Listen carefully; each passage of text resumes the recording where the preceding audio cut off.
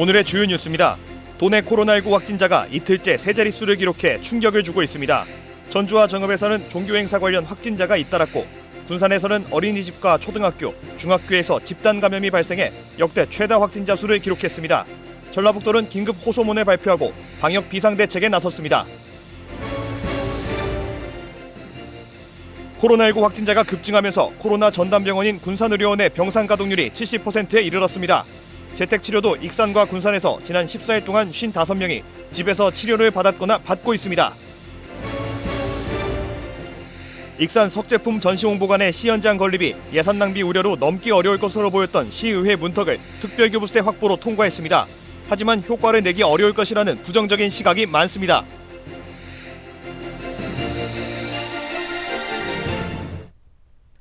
여러분 안녕하십니까? 12월 9일 목요일 KCN 종합뉴스입니다. 도내 코로나19 확진자가 이틀째 세 자릿수를 기록했습니다.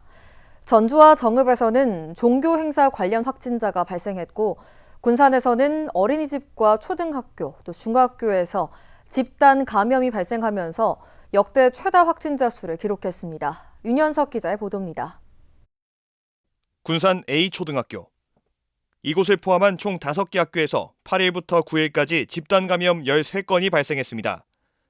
목욕탕 등 다중이용시설에서도 소규모 집단 감염이 일어나 8일부터 9일 오전 11시까지 군산의 확진자는 모두 31명으로 집계됐습니다.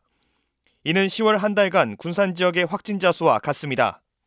8일부터 9일 오전 11시까지 군산을 비롯한 도내에서 모두 149명이 코로나19 확진 판정을 받았습니다. 전날 103명의 확진자가 발생한 데 이어 이틀째 세 자릿수 확진자를 기록한 것입니다.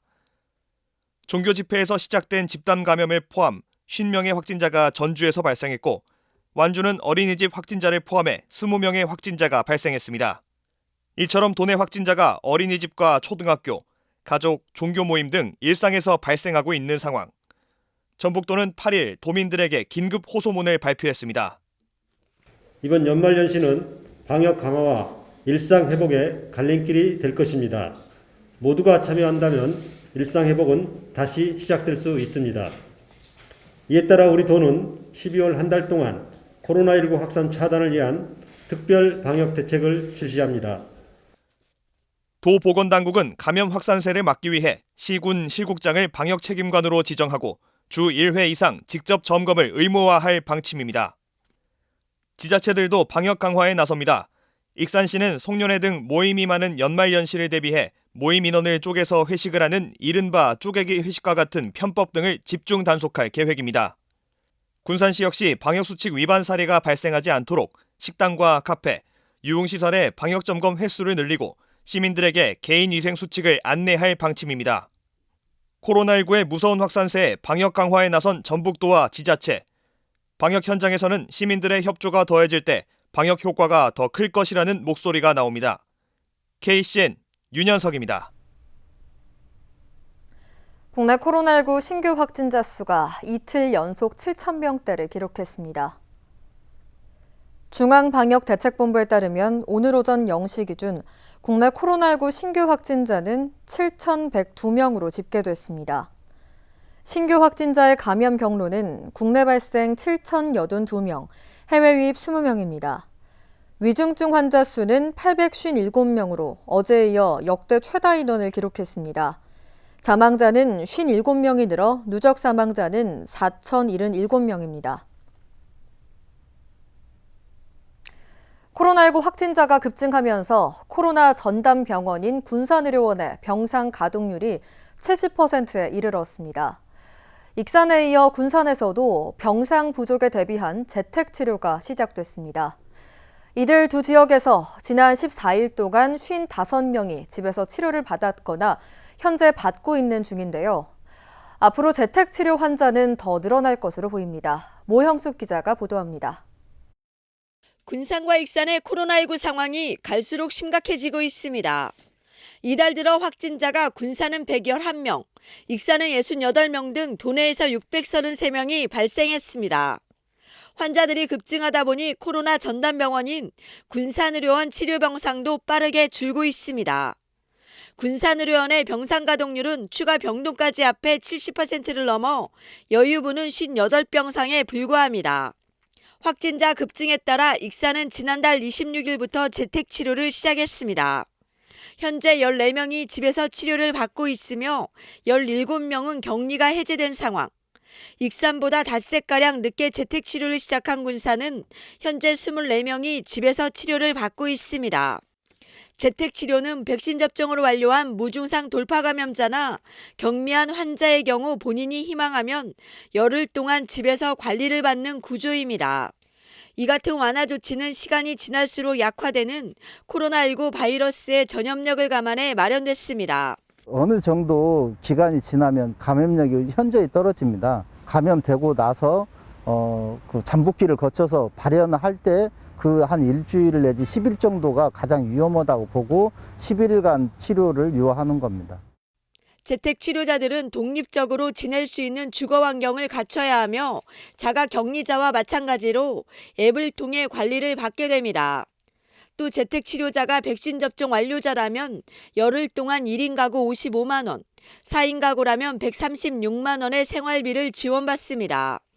하지만 방역수칙을 위반하면 구상권 청구와 형사고발 등의 책임이 뒤따릅니다. 무서운 속도로 늘고 있는 코로나19 확진. 병상 가동률이 급격히 떨어지면서 재택치료는 더 늘 것으로 보입니다. KCN 모영숙입니다. 익산 자활기업 두 곳이 코로나19 자가격리자나 재택치료자에게 관련 물품을 배송합니다. 익산시에 따르면 좋은 세상 만들기와 모둠 등 자활기업 2개 업체와 물품 배송 서비스 제공을 위한 협약을 오늘 맺었습니다. 이들 기업은 자가격리자와 재택치료자에게 격리통지서와 위생물품, 생수 등 관련 물품을 배송합니다. 지난 8일 기준 익산 지역 자가격리자는 13,256명이고 재택치료자는 13명입니다. 사회적 거리두기 행정명령을 이행한 업소들에게 당초 계획보다 올린 지원금이 지급될 예정입니다. 도의회는 당초 전라북도가 행정명령 이행업소 지원금으로 한 곳당 70만 원을 상정했지만 자영업자의 어려움과 위축된 지역 경제를 감안해 80만 원을 지급하는 것으로 상향 조정했다고 밝혔습니다. 오는 13일 도의회 본회의를 통과하면 행정명령 이행업소에 대한 지원금 지급이 이뤄지게 됩니다. 국토교통부가 새만금 신공항 전략환경영향평가서에 대한 보완서를 환경부에 제출한 가운데 어떤 결론이 나올지 주목됩니다. 보완서에는 새만금 신공항 건설이 세계 자연유산인 서천갯벌에 미치는 직접적인 영향은 없거나 미미할 것으로 예상했습니다. 또 조류와 항공기 충돌 평가는 기존 군산공항 영향권과 90% 이상 중복되는 만큼 군산공항의 평가 모델을 통한 예측 방식이 더 합리적이라고 강조했습니다. 환경부는 문화재청 등 관련 전문기관 검토를 거쳐 환경적 영향을 최소화하는 방향으로 협의 방향을 결정할 계획입니다. 익산시의 법정 문화도시를 위한 12개 전략 사업이 추진됩니다. 익산시에 따르면 어제 열린 문화도시 추진위원회는 4개 방향, 12개 전략 사업으로 구성된 계획안을 의결했습니다. 문화도시 조성 4개 방향은 도시와 역사의 재인식과 시민주체 플랫폼 구축, 보성 문화도시 구축 등입니다. 또 주요 전략 사업은 익산학 시민문안학교 문화학교 운영과 문화도시 335 운영, 문화마을 29 조성, 보석 공방 프로젝트 등 12개입니다. 정부는 이달 내 제3차 법정 문화도시를 선정하게 되며 5년에 걸쳐 200억 원이 투입됩니다. 새만금 수변도시 매립 공사를 맡을 업체 선정이 본격적으로 추진됩니다. 새만금 개발공사는 지난 6일 조달청에 1,225억 3,400만 원 규모의 새만금 스마트 수변도시 매립공사에 계약 의뢰를 접수했습니다. 조달청은 계약 방법을 검토하고 있지만 지난해에 이어 이번에도 대형 건설사가 설계, 시공 등 공사 전체를 맡도록 하는 입찰 방식인 기술형 입찰이 도입될 전망입니다. 또 이번 공사에 지역기업 우대 기준이 적용될 예정입니다. 군산시 하수도 사용료가 내년에도 25%가 인상됩니다. 군산시에 따르면 하수도가 지방 공기업으로 전환되면서 재정 건전성 확보를 위해 지난 2017년부터 내년까지 5년 동안 해마다 25%씩 인상합니다.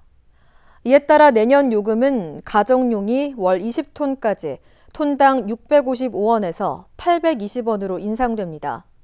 또 일반용은 월 30톤까지 톤당 760원에서 950원으로 오릅니다. 다만 소상공인은 재정적 부담 완화를 위해 내년분 사용료 인상은 1년 유보됐습니다. 익산 석제품 전시 홍보관이 단순한 전시장 개념을 넘어서기 위해 시연장 건립을 추진하고 있습니다. 하지만 당초 예산 낭비 우려로 시의회 문턱을 넘지 못할 것으로 예상됐지만 특별 교부세 확보 소식이 알려지면서 전혀 다른 상황이 연출됐는데요. 내년부터 시연장 건립이 탄력을 받을 전망인데 과연 석제품 전시 홍보관을 살릴 묘책이 될지를 놓고 부정적인 시각이 여전합니다. 보도에 최정호 기자입니다. 익산 황등에 있는 석제품 전시 홍보관. 지난 2018년 70억 원을 들여 만들었지만 한 해 평균 방문객은 3,000명 수준에 불과합니다. 취지를 살리지 못하면서 활성화 대책 요구가 끊이질 않았습니다.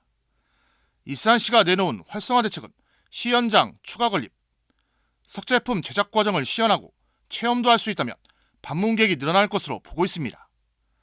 전체 사업비 12억 원 가운데 익산시가 편성한 내년 예산은 7억 원. 이와 동시에 시의회에는 공유재산 관리 계획안이 상정됐습니다. 하지만 시연장 건립은 예산 낭비 우려를 사면서 시의회 문턱을 넘지 못할 것으로 예상됐습니다. 이런 가운데 시의회 상임위 예산심사가 한창이던 지난 7일 민주당 김수웅 의원은 보도자료를 통해 행정안전부 특별교부세 18억 원을 확보했다고 밝혔고 이 중에는 시연장 건립비 5억 원이 포함됐습니다. 원래 이제 그건 삭감해야 된다는 분위기였는데 특별교부세 5억을 확보했으니 통과가 되는 것으로 그냥. 시연장 건립은 탄력을 받게 됐지만 부정적인 시각은 사라지지 않고 있습니다. 석제품 제작 시연의 경우 제작 기간 등을 고려할 때 시간적인 문제로 쉽게 관람하기 어려운 문제점을 안고 있고 돌을 이용한 체험은 아이들의 정서와 맞지 않다는 지적입니다. 시연장이 석제품 전시 홍보관을 살릴 묘책으로 근본적인 처방이 될 수 없다는 우려가 나오는 이유입니다. 7억이라고 하는 예산을 거기에 또다시 투입을 해서 효과성이 검증되지 않은 이런 부분에 예산을 투입하는 것은 맞지 않다라고 하는 부분이고요.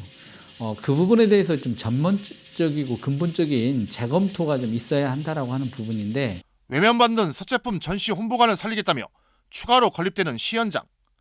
사업비가 확보되면서 건립에 탄력을 받게 됐지만 예산 낭비 사업의 전철을 밟게 될 것이라는 걱정은 해소되지 않고 있습니다. KCN 추정호입니다. 전라북도가 미래 농기계 산업을 육성하기 위해 정부 공모 사업을 준비합니다. 전라북도는 1,300억 원을 투자해 자율주행 등 미래 농기계 산업을 육성하기로 했습니다. 사업은 자율주행 농기계 인증센터 구축과 시설 원예용 로봇 기술 개발 등 10개 사업입니다. 도는 내년부터 정부 공모 사업 등을 통해 예산을 확보할 계획입니다. 익산 동북권 노인종합복지관 건립이 내년 지방선거 이후에 다시 추진됩니다. 익산시의회에 따르면 동북권 노인종합복지관 건립을 담은 공유재산 관리 계획안이 또다시 보류됐습니다. 이번에는 익산시가 먼저 시민공청회 등을 거친 후 내년 지방선거 이후에 다시 상정하겠다는 의사를 시의회에 전달했습니다. 한편 이번에 상정됐던 공유재산 관리 계획안에는 동북권 노인종합복지관을 어양동 이편한 세상 아파트 동측에, 노인회관은 어양동 부영 1차 아파트 남측에 따로 건립하는 방안이 담겼습니다. 내년 도교육감 선거와 관련해 자칭 민주진보교육감 단일 후보 선출이 파행을 겪고 있습니다. 진보교육감 선출위원회에 따르면 후보 검증위원장과 집행위원장, 검증위원회 위원들까지 무더기로 사퇴했습니다. 이들이 사퇴한 것은 최근 검증위원회가 제출한 단일화 규약 개정안이 받아들여지지 않았기 때문입니다. 진보교육감 선출위원회는 조속히 수습 방안을 마련해 단일 후보 선출 계획을 계속 추진하겠다는 입장입니다. 한편 민주진보교육감 후보로는 이항근, 차상철, 천호성 등 3명이 경쟁하고 있습니다. 익산시가 국민권익위원회 올해 청렴도 평가에서 종합 2등급을 받았습니다.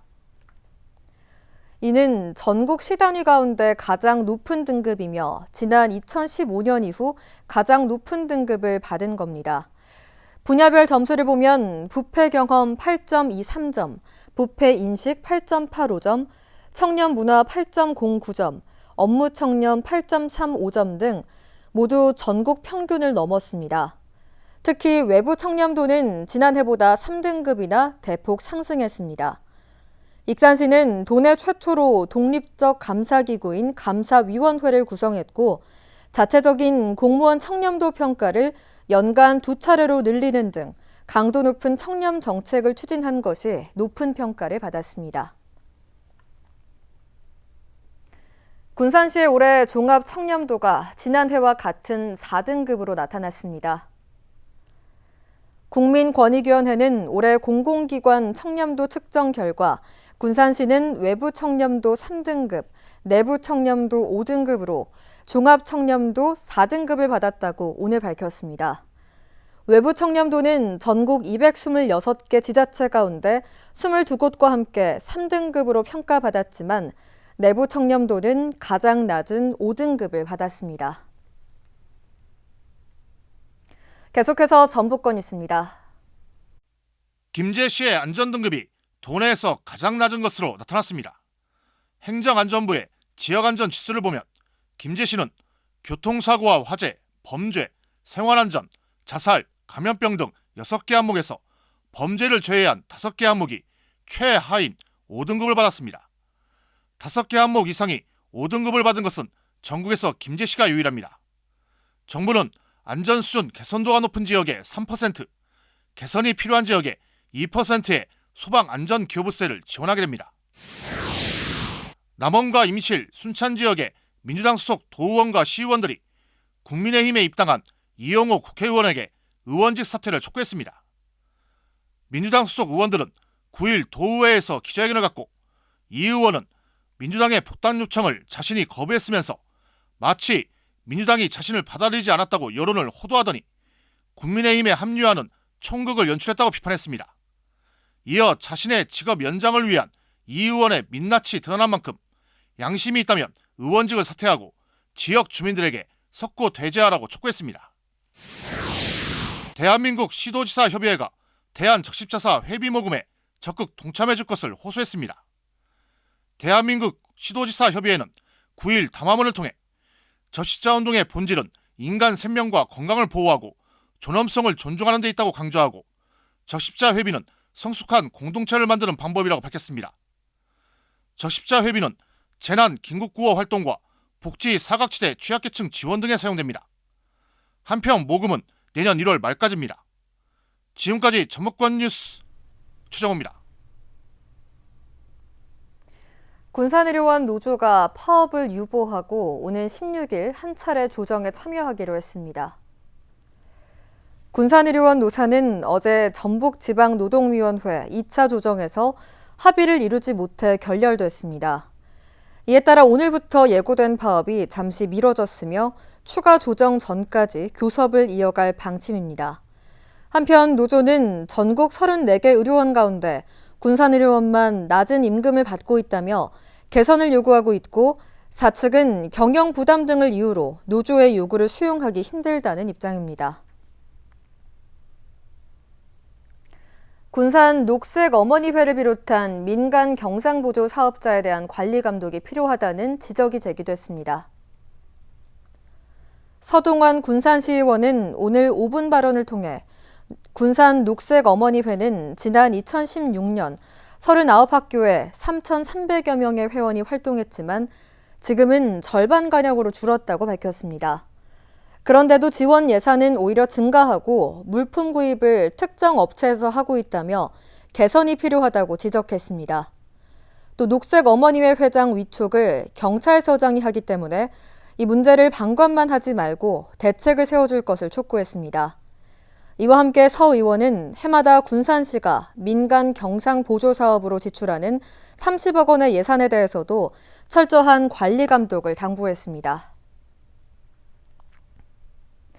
익산 나눔의 날 행사가 열려 나눔 실천가 87명에게 익산 시장상이 수여됐습니다. 나눔 봉사를 실천한 13개 기관과 기업이 단체 표창을 수상했고 시민 67명과 유공 공무원 7명은 개인 표창을 받았습니다. 한편 올 한해 다이롬 나눔 곡간에는 9억 9,300만 원이 기부된 것으로 나타났습니다. 8년 동안 방치된 군산 시민문화회관 운영자로 컨소시엄 거인의 친구들이 선정됐습니다. 군산시는 지난 10월 운영자 선정 공모 결과 응모한 5개 팀 가운데 우선 2개 팀을 선정하고 또다시 전문가 심사 등을 통해 이같이 선정했습니다. 거인의 친구들은 군산의 생활예술가 그룹과 인천 지역 복합 문화공간 운영사, 재생 건축 분야의 전문성을 보유한 건축가가 함께하는 프로젝트 팀입니다. 거인의 친구들은 앞으로 20년 동안 시민문화회관 운영을 맡게 됩니다. 송재성 장학회 장학금 지급액 규모가 5억 원을 넘었습니다. 송재성 장학회에 따르면 지난 2009년부터 장학회가 운영된 지 13년 만입니다. 송재성 장학회는 올해도 46명의 학생에게 100만 원씩의 장학금을 지급하는 등 지금까지 5억 5,600만 원의 장학금을 지급했습니다. 한편 고 송재성 성우그룹 회장은 익산 출생으로 이리공고와 한양대를 졸업한 후 공직 생활을 했습니다. 이어서 우리 동네 소식입니다.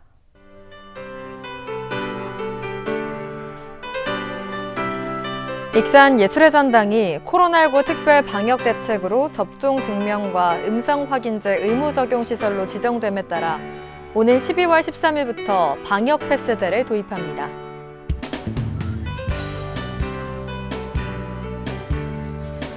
익산 원불교 호스피스회가 보건소를 방문해 취약계층 방문 대상자들을 위해 사용해달라며 100만 원 상당의 털모자 200개를 기탁했습니다.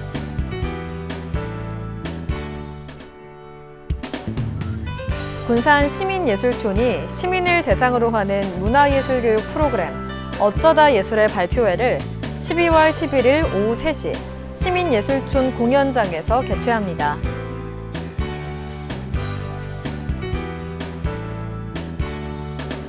주식회사 동우 팜투 테이블이 관내 취약계층 가구에 전달해달라며 군산 서수면에 20kg 백미 40포를 전달했습니다.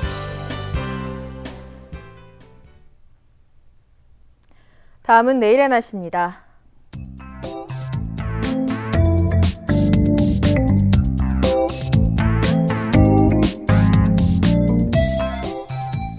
내일 우리 지역은 대체로 흐린 날씨를 보이겠습니다.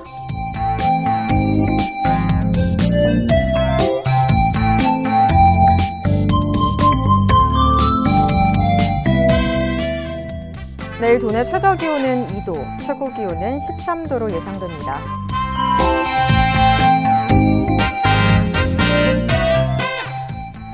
군산의 아침 기온은 6도에서 출발해 낮에는 12도까지 기온이 오르겠습니다.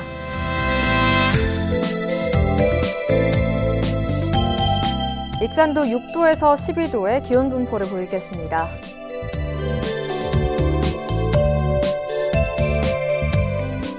바다의 물결은 서해남부 모든 바다에서 0.5m에서 1.5m로 일겠습니다. 날씨였습니다.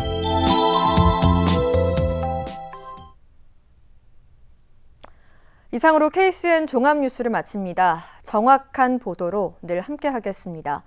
시청해주신 여러분 고맙습니다.